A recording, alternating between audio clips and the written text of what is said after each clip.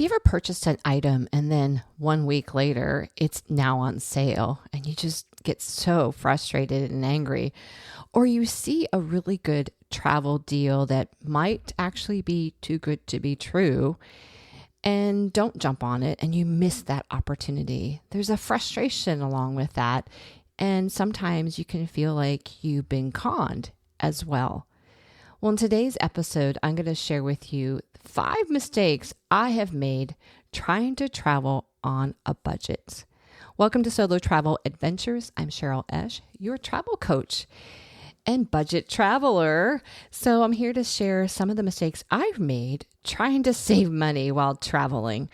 I am all about saving money. This may or may not be you. And if you like luxury and you have the funds to book those kind of trips, great. For me, my mindset is the less I spend on a trip, the more I can spend on additional trips. Meaning, let's say I take $2,000. Could I get 2 trips out of that instead of 1? So that's sort of my mindset here. And I have made some mistakes in trying to be frugal. And so I'm going to share what those are so that you can, and I'll give you some anecdotes too to how to avoid that. The first thing that I have done that I am known to do, and only in the last year have I really been like kicking myself because as I get older, it gets a little harder to travel this way. But one thing I'm known to do is I will book a cheap flight. They just entice me. I can't help it. And I follow Going, which used to be Scott's Cheap Flights. I will also show a link that if you want to join, it sends me daily emails on and notifications on inexpensive flights. And I love it. I get so enticed by it. But the reason why they are often cheap is because there are multiple layovers usually, and even long layovers. So I have experienced that. And, the past year, even though I have dealt with it because I was more interested in the cheaper flight, it has taken longer to either get there or get home, depending on the situation, and more than one layover. And sometimes I'm okay with that. It really depends on how long the layover is. For me, I would rather be able to get out of the airplane every few hours and stretch my legs and walk around and use a proper bathroom at the airport. But instead of being stuck in an airplane in a tube, not being able to really walk around or stretch for like 12, 13 hours at a time. So sometimes I'm okay with that. But I'll give you a couple examples of, some situations that were not so fun in having those long layovers or multiple flights. The first one that I recall very strongly was when I went to Peru, Lima specifically, and we had a layover in Mexico City. And I think it might have been on the way home. I can't quite remember. But it was one of those long overnight layovers as well before we could get back to the U.S. And so we did have to pick up our backpacks. So I was traveling with my son at the time. We had went to Machu Picchu and we had our backpacks. So we couldn't get checked in either for the next flight to the U.S. because it was too early, right? We couldn't give them our backpacks. So we had to hang on to them until I think it was like a 3 or 2 hour minimum before we could actually go through the gates, another security check to get to the portion, the part of the airport that we needed. So we were kind of like in this holding zone, kind of like where all the food court is. Some shops were there. And we were just kind of hanging out. You can only do so much in an airport, right? You can only eat so much. You can only shop so much.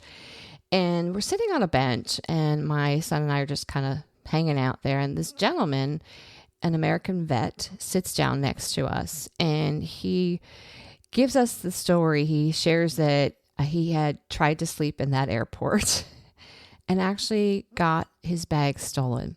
So he was stuck, indefinitely stuck in the airport because in his bag, so he was in Mexico City he has a prosthetic leg So he was there to get a new one, and they actually had stolen that along with his passport while he was sleeping in the airport. So after hearing that story, we gave him some of our food that we actually had. And I really didn't have any money, unfortunately, because we were, I think, on our way home. That's why usually at that point, we're pretty dry out of money. So I took it as a warning. Like, we had considered, just kind of laying down. We saw a lot of people laying down in the airport, sleeping away. And that story will make you not want to sleep, because there was no way I wanted to have I didn't care what was, in my backpack stolen. That didn't matter too much, but of course no one wants their passport stolen. So, we didn't sleep, really hardly at all, maybe dozed a little on a chair while one of us watched. I know I didn't sleep. So that was one sort of, disadvantage of taking a cheap flight, having that long overnight layover. Another example was more recently, last fall, my return trip from the Caminos. I was coming back from Lisbon, Portugal, back to the States. I did have 2 layovers. Again, I had a really inexpensive flight, but I did have some layovers. And again, the whole trip from the time I left Lisbon to the time I arrived back in the U.S., it took 24 hours. And, after getting back from walking the Camino, I was fairly exhausted. I had been gone 3 weeks, and I had told myself at that point that getting too old to do this. I can't do this again. I have to just be more conscientious about booking my flights, even if it means I pay a little extra for maybe one less stopover. I don't mind 1, but 2 is getting probably a little much. Now, I did recently have a positive experience, knowing ahead of time, and it was only 1 layover, so it was not a big deal. I went to Iceland, as you know, in April, and I was able to get to New York City and fly out of JFK, because the flight from JFK to Iceland is very inexpensive. I think it was $400, maybe slightly less round trip, but I had to get to New York City. And, no one wants to miss an international flight. The timing just wasn't perfect. I did book that flight separately because of wanting to use a certain airline with points and such. But I used it positively. I had not been to New York City in years, probably since the 90s. And I wanted to see what the city landscape was like again. My nephew actually lives there now. And so I used that time to, get to see the city. I actually left the airport. I had enough time to leave the airport. That's kind of key. And then the way back, same thing. I used that time to spend time with him and his new girlfriend, and did actually get to sleep in their apartment for a few hours before I had to head out. But so now I just want to share, booking those cheap flights, if that's kind of what entices you a lot, just make sure you're aware if there are multiple layovers, how long it will actually take you. Is it worth your time to do that? So you have to sort of evaluate that for yourself. So in some cases, as long as I'm using it positively, I'm okay with booking a cheap flight like I did to Iceland. Plus, the travel time from New York City to Iceland was only 5 hours and 50 minutes. Not a bad flight being in a plane. I loved the short time frame. Number 2, I booked a cheap Airbnb only to discover that it did not have air condition in a hot climate. And so what had to happen is, because it had no AC, I had to pay more to rebook somewhere else our last 2 days. I was in Belize again with my son and found a really cute Airbnb, really inexpensive, I think we were supposed to be there 6 days, I believe, in Belize. And it had no AC. And I thought in April I would be fine, but I miscalculated that by April in Central America, it is hot and humid. And it was 80s even in the evenings. It never dropped below 80 in the evenings. So it was very uncomfortable to sleep. And having, being right in like the height of my menopause, just really, really experiencing already hot flashes at this point in my life. And my hormones were really out of whack. I couldn't bear it any longer. And so we ended up I had to pay more, obviously, because I'm not getting my money back from that Airbnb, to book our last 2 days somewhere else. Now, granted, it did work out, I think, a whole lot better, because at this little tiny beach resort, they actually offered, this was in 2021, they offered on the premises COVID test, because we needed to have those before we left the country, before we can get back to the US. And the other place, we would have had to somehow taken a taxi to go somewhere at a medical center and have that done. So all in all, it did work out. But my recommendation to you, as you look at, vacation rentals, whatever site you use, read the description carefully. Be aware of what's included, what's not, and keep in mind your comfortability of whether you're willing to sacrifice that, or, look at the location as well. But that's one way that I actually paid more on that trip for our accommodations than I anticipated. Number 3, I booked a cheap hotel only to feel very unsafe. Okay, so as a solo traveler, we know this is important. So luckily, in this particular trip, I was traveling with my son. So I had a male adult figure with me. And if I had truly been alone, and being it was only one night, I definitely would have rebooked or gone somewhere else. I would have told the taxi to just keep going. There's no way I'm staying here. Not sure where I would have gone. But so when you book your hotels and you're looking for, it was cheap. I was like, oh, yay, this is great. 2 things you can do is ask for recommendations from other people.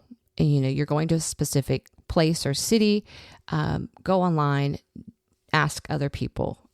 Number 2, this is something I started doing after this experience. I hadn't really thought about it until I experienced this. And what I do now is before I book a place, I will see if I can gather the address. Sometimes they're not, they won't give you the exact address, but they might give you an area. It just depends. Hotels, they definitely give you an address. But I now go on to Google and I get the satellite street view of the place to get a better feel of what's around it. And so with that feature, you can kind of do a 360 kind of view. You can look across the street, you can look around, see what's next door. And that might give you a better feel for what that place or area is like. And maybe that'll explain why it's a cheap accommodations in a capital city of all places, right? So that is something I do now. And that was something that was a bit unnerving. And luckily, again, I felt a little safer with my son with me. Okay, number 4. I have been scammed in a way, I guess, to purchase unnecessary travel insurance or car rental insurance. I do recommend travel insurance, but especially car rental insurance. If you live in the US, check to see if your policy will cover you. Most times it won't internationally, but definitely domestically it would. Also, check to see if your credit card, this is where I got sort of scammed recently with paying extra for a additional car rental insurance. And they always try to, the car rental insurance place always tries to, get you to pay extra and, make you feel like, oh my gosh, I'm going to have to buy this car if I'm in a little accident. So don't let them use the scare tactic, right? Check to also see, I now have a credit card that will cover that in my travels. So I have the Chase Sapphire Preferred, and within the benefits of that credit card, as long as I'm using that credit card to say pay for my car rental, that is actually included. And so there's no need to purchase extra travel insurance. So check to see what other options you have before you pay double, essentially, right? Or pay unnecessary travel insurance or car rental insurance prices. Number 5, I booked an economy type accommodations, which I am known for, that did not include breakfast and paid for overpriced bad coffee or a breakfast meal elsewhere. So I do tend to find, cheaper accommodations, and most of them will not include breakfast. The ones that have, I have been surprised and very elated in having that included. Now, I'm not a huge breakfast person. A couple reasons.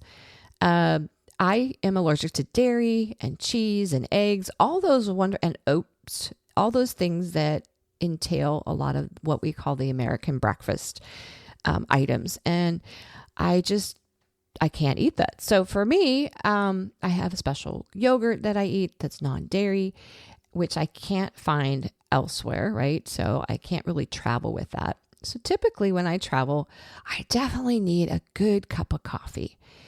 And that's not always possible. And I'm kind of a coffee snob these days, I suppose. So finding a good cup of coffee, even if I know it's not included in my accommodations, sometimes is very disappointing. I might pay for, I might go to a coffee shop and pay, I don't know, $5, $7 for a coffee that is awful.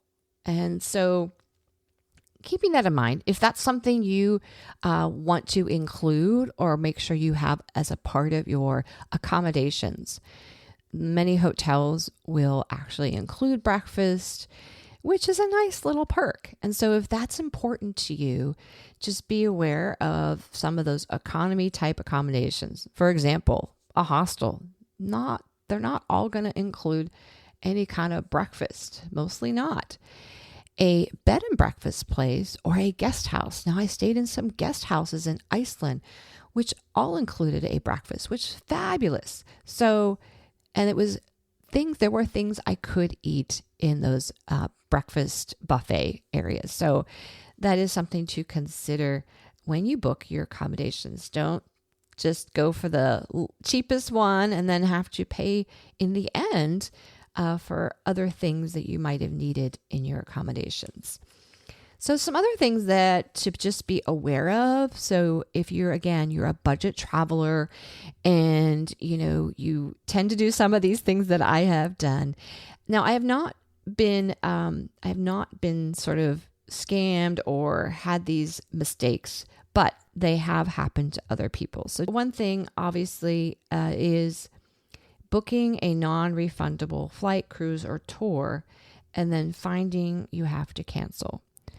Now, I do book non-refundable flights, often cruises. I just did a cruise, and I have never had to cancel, thankfully.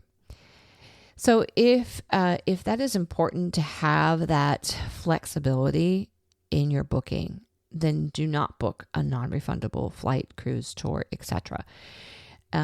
Because then you are losing quite a big chunk of change typically on those types of travel bookings. And that also goes for accommodations. There's sometimes, for example, Airbnbs, often to a certain point, they don't allow cancellations. I only book rentals that allow me to cancel and give me about a week, 2 weeks out where I could still cancel and get my money back.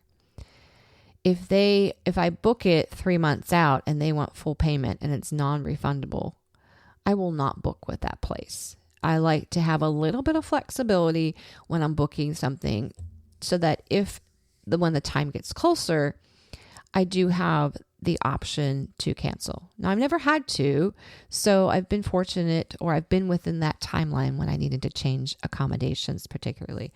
But that is something to be aware of, something that would cause you to not stay within a budget point. So if you are a budget traveler, be aware of those 5 mistakes I've made and that 6th one that I have thankfully not had to experience, but I have heard other people getting hit with that when they've booked some, non-refundable accommodations, flights, all that. So I want you to, find what works best for you as far as your travel budget. Be aware of these items that might catch you by surprise so that you can stay within your budget and not come home from your trip, maybe having to have put things on your credit card and feeling yucky about that because you weren't able to stay within your budget. It does happen. But if you're conscientious about these mistakes I've made, then hopefully you won't make those mistakes as well. So sister travelers, I would love to have you support the show and give me a review. I'd like to bring up the SEO in this podcast so it can get higher rankings. But I would love to also just hear how this podcast has benefited you and love to hear those reviews. So go into an Apple podcast. Hopefully you have an account there and leave a review for the show for me. I would greatly appreciate that. Sister travelers, get out there and have those adventures, but save money. Don't do what I did.